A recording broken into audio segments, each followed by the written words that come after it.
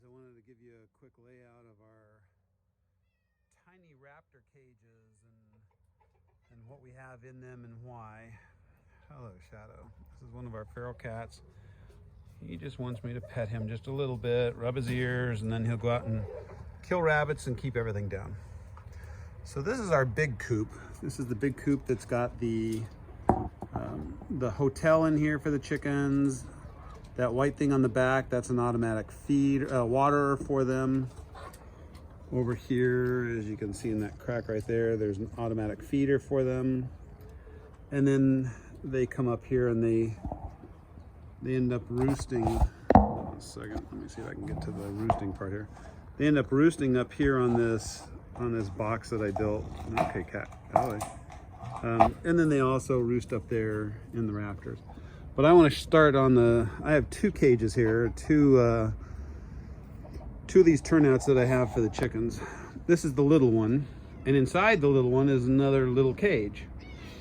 When the chickens are small, I bring them out here and I put them in there. And then I feed them down there in the corner, and I feed the big chickens on the other side so they get used to each other, being right next to each other. It helps when they've spent a month.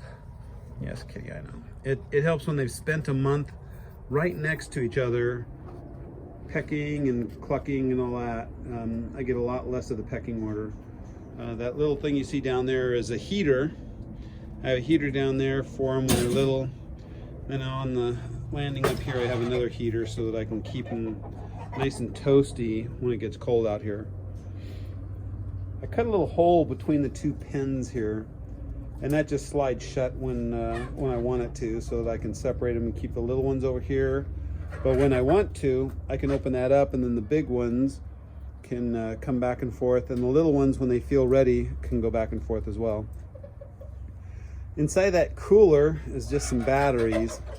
That orange cable right there goes all the way around here, and then comes out here and runs up to my windmill there.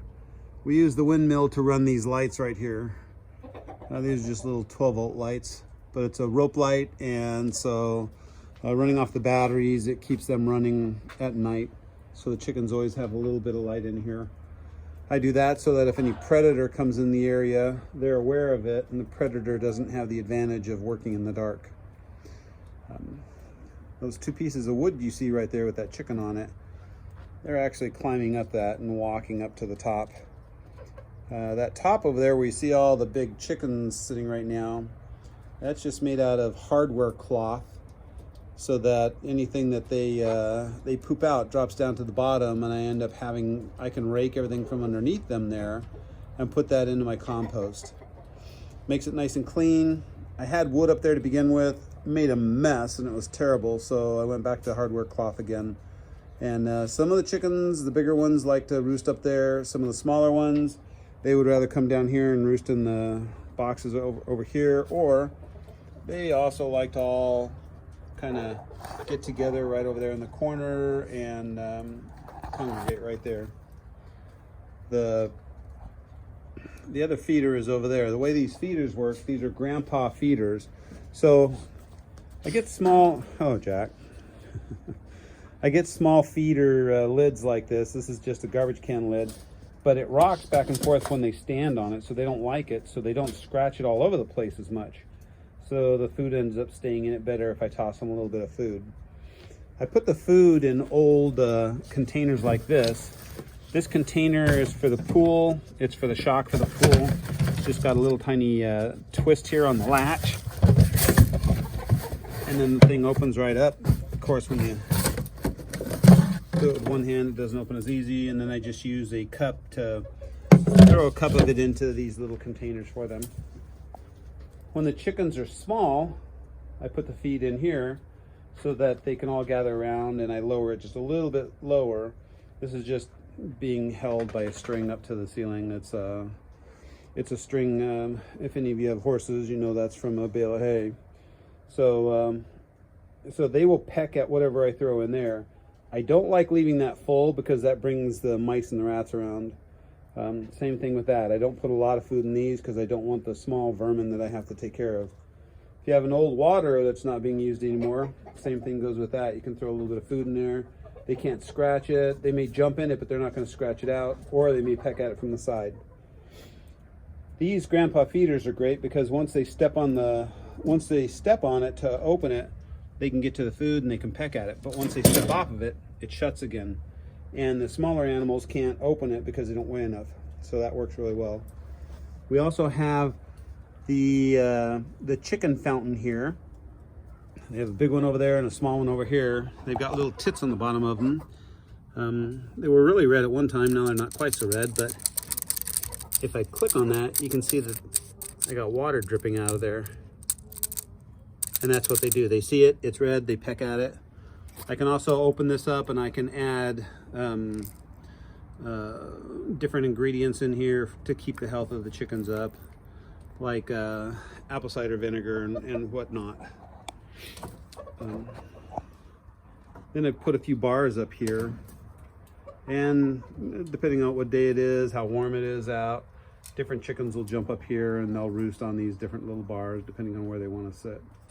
This little rooster here has been ostracized because he's not the biggest rooster.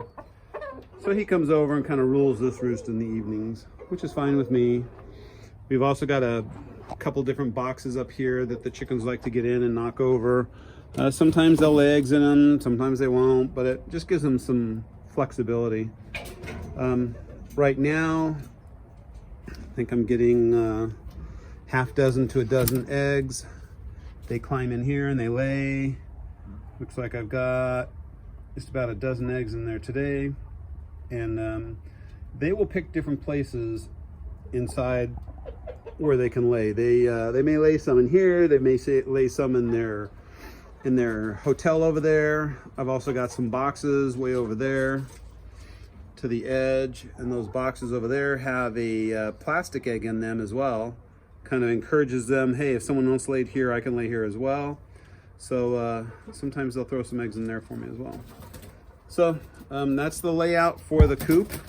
I will walk around and then they have a turnout. So at the bottom of the coop over there, you'll see a hole. You'll see a off to the right where that chicken's walking in right there. That's an automatic door. Huh. Yeah, he walked in. So that automatic door at night, when it gets dark enough, that will just close that door. And then whoever's in is in, whoever's out is out.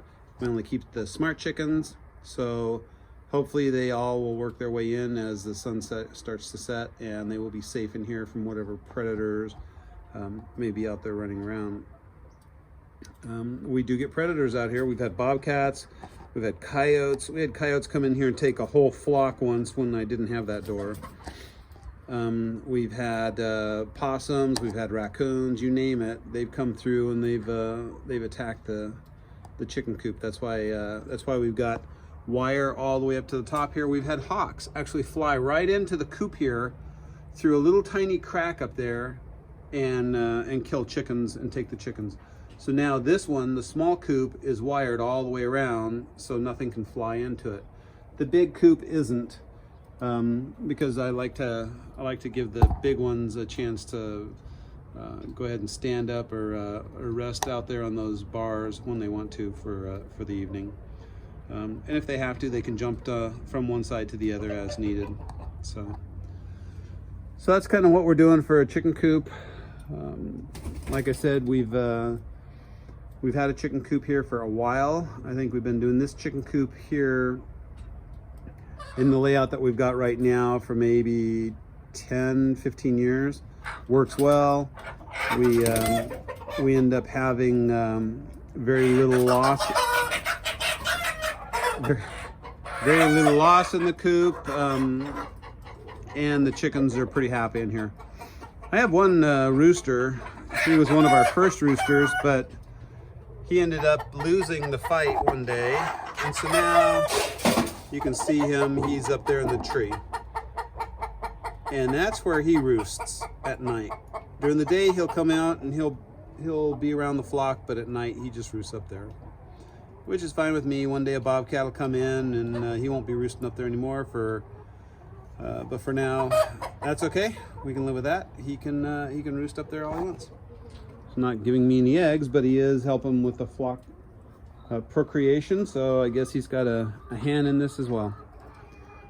Well, thanks guys. I hope this helps with some of your design and how you guys put your coops together as well.